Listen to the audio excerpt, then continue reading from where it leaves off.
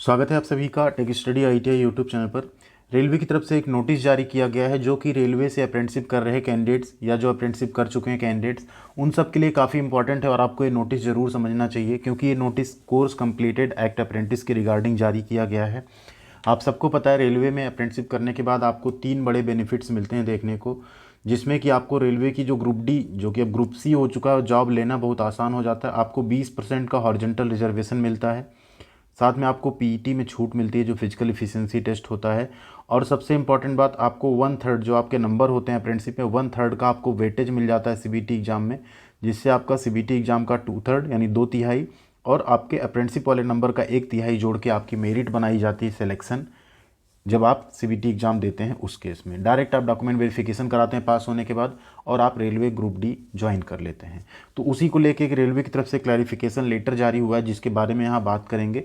And साथ ही साथ ये भी बात करेंगे क्या अब यहाँ पे दोबारा जीएम पावर भी लागू हो सकता है या नहीं हो सकता है, क्योंकि आप सबकी एक हमेशा रिक्वेस्ट रहती है, इवन हम लोगों का भी रहता है कि ITI कैंडिडेट्स इतनी मेहनत करते हैं अप्रेंटिसशिप में, रेलवे में 1 साल पूरा एज अ वर्कर काम करते हैं इतने कम पैसे में, तो उन्हें कहीं ना कहीं कुछ और एक्स्ट्रा बेनिफिट्स मिलने चाहिए क्योंकि आपका स्टाइपेंड भी इतना कम रहता है, उसमें उतना काम भी लिया जाता है। तो जीएम पावर बहुत अच्छी चीज़ थी, लेकिन अभी इतनी ज़्यादा संख्या हो गई, जीएम पावर अगर लागू भी कर दिया जाए शायद सबको वहाँ पे अपॉर्चुनिटी भी ना मिल पाए। तो ये आपका एक नोटिस जारी किया गया गवर्नमेंट ऑफ इंडिया, भारत सरकार, मिनिस्ट्री ऑफ रेलवे, रेल मंत्रालय, रेलवे बोर्ड की तरफ से 1 नवंबर 2023 का ये नोटिस है। आप सबने अगर देखा होगा तो भी आप इसको अच्छे से एक बार ज़रूर समझ लीजिएगा। इसमें क्या हुआ, जितने जनरल मैनेजर हैं सभी को यहाँ पे ऑल इंडियन रेलवे जितने हैं उन सबको यहाँ पे भेजा गया है ये लेटर।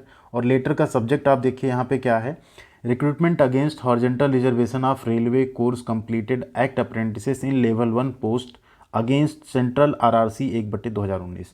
जो 2019 में आपकी ग्रुप डी की वैकेंसी आई थी, लेवल 1 की पोस्ट आई थी, जिसपे कि अभी ज्वाइनिंग बहुत जगहों पे हो गई है, कुछ जगहों पे चल भी रही है और सारे पैनल अभी जारी किए जा रहे हैं, उसी को लेके यहाँ पे कुछ क्लियरिटी दी गई है।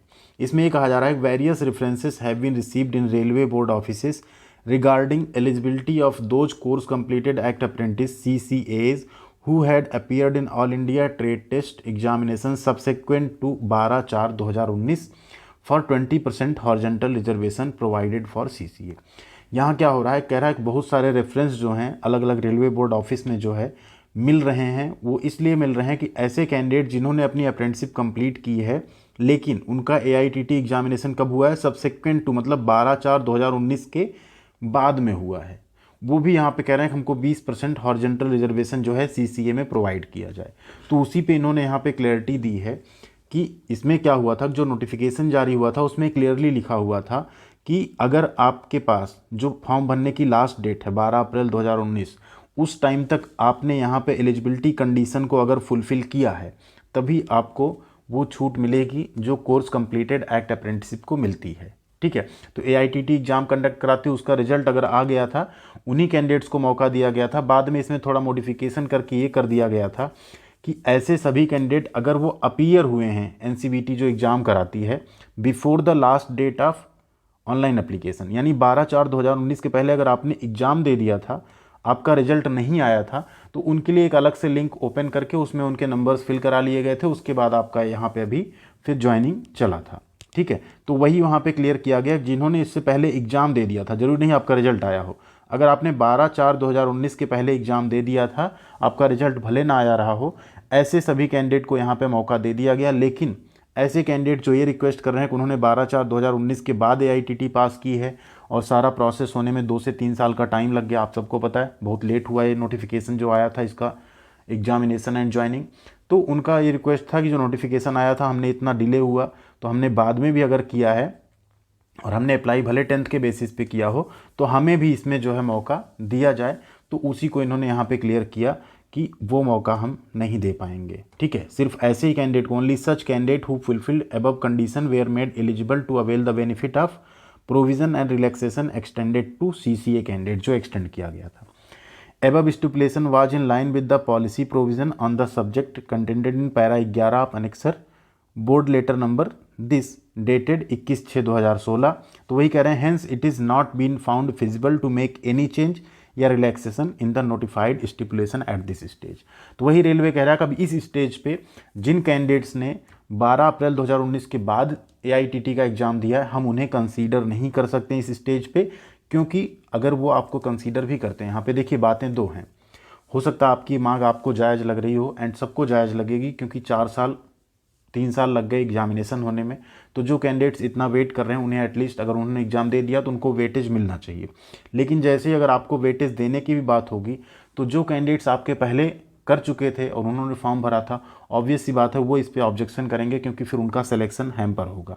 अगर वो कोर्ट चले जाएंगे या कहीं चले जाएंगे तो वहाँ पे फिर रेलवे यहाँ पे फंस जाएगा कि आपके नोटिफिकेशन में जब ये लिखा था तो आपने बीच में क्यों चेंज किया। तो इस वजह से भी आपका ये यहाँ पे अगर कोई डिमांड कर रहा है कि उसने 12 अप्रैल 2019 के बाद एग्ज़ाम दिया है और उसको इसी वाली वैकेंसी में कंसीडर किया जाए, तो वो पॉसिबल नहीं है। क्योंकि जो कैंडिडेट्स इसके पहले एग्ज़ाम दे के ऑलरेडी यहाँ पे सेलेक्ट हुए हैं, अगर आपका भी सिलेक्शन किया जाने लगेगा, जो सीटें खाली हो सकता है उस पर ये बात उठ सकती है कि जो सीट खाली है उस पर कर दिया जाए, लेकिन उसके लिए भी नहीं किया जा सकता, क्योंकि उसका फ्रेश नोटिफिकेशन फिर से जारी किया जाएगा। या उनकी कंडीशन है कि अगर CCA के कैंडिडेट नहीं मिलते हैं, जितनी सीट रहती है, जो अभी रिजल्ट आया था ग्रुप डी का, तो जो फ्रेश कैंडिडेट 10वीं पास वाले अप्लाई किए थे या ITI पास सिर्फ अप्लाई किए थे, उन्हें यहाँ पे मौका दे दिया जाएगा। CCA वाली जो सीट है पहले इनको मौका दिया जाएगा, उसके बाद फ्रेश कैंडिडेट से उस सीट को भर दिया जाएगा। ठीक है, तो यहाँ पे ये चीज़ क्लियर कर लीजिए आप लोग कि जब भी कोई वैकेंसी आती है, इसीलिए हम आपसे कहते हैं जैसे आप अगर रेलवे से अप्रेंटिसशिप करना चाह रहे हैं तो आप डिले ना करें, आप जल्द से जल्द अप्रेंटिसशिप करें। क्योंकि आप अप्रेंटिसशिप करेंगे, 1 ईयर कंप्लीट होगा आपका कॉन्ट्रैक्ट, फिर आपका AITT वाला जो एग्जामिनेशन उसमें सब कुछ सबमिट होगा, आपका रिजल्ट आएगा। उस रिजल्ट आने के बाद अगर वैकेंसी आती है तब तो आप एलिजिबल रहेंगे। कहीं आपका 1 महीने रह गया कॉन्ट्रैक्ट और वैकेंसी आ गई, लास्ट डेट भी निकल गई, तो फिर आपको बेनिफिट रेलवे वाला जो अप्रेंटिसशिप का है वो नहीं मिल पाएगा। ठीक है, तो इसलिए आप लोग डिले ना करें, कभी ये ना सोचें कि इस साल नहीं अगली साल कर लेंगे।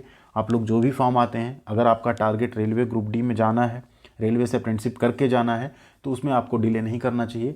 आपको बिना किसी देरी के जो भी फॉर्म है उन्हें अप्लाई करना चाहिए। आपके घर के पास मिले, थोड़ा दूर का कोई डिवीज़न मिले, जोन मिले, आपको कर लेना चाहिए। क्योंकि घर से 10 किलोमीटर दूर हो या 100 किलोमीटर दूर हो, 1000 हो, आप डेली वैसे भी घर नहीं आ पाएंगे, तो कहीं ना कहीं दूरी आपको बहुत ज़्यादा कंसीडर नहीं करनी चाहिए। पैसे थोड़े कम मिलते हैं, 1 साल थोड़ी आपको मुश्किल होगी, लेकिन अगर आपका टारगेट है रेलवे में सिलेक्शन लेना और आसानी से लेना, तो आपको अप्रेंटिसशिप कर लेनी चाहिए। अदरवाइज़ अगर आपके अंदर कैपेबिलिटी है, आप टेक्नीशियन या किसी और पोस्ट की अच्छी तैयारी करना चाहते हैं, तो आप उसे स्किप करके फिर अपनी तैयारी भी कर सकते हैं।